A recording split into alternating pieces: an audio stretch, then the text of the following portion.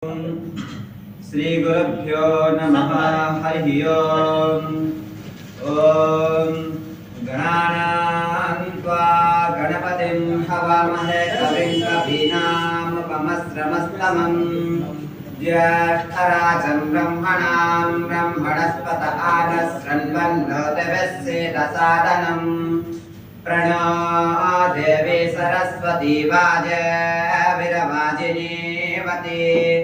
धीनामविद्यवतु वेदवातस्य वर्तनिमुरो विश्वस्य विहतः वेदाय अध्यासते श्रदधारमत्समक्षीयमाणं विपश्चितं पितरं वक्त्वानां मेडुं वदन्तिं पित्रोरुपस्थेतं रोदसे पिबृतं सत्यवाचम् स्वस्ति न इन्द्रो वृद्धस्रवा स्वस्ति न पूषा विश्ववेदाः स्वस्ति नस्तारिक्षो अरिष्टनेमि स्वस्ति नो बृहस्पतिर्दधातु।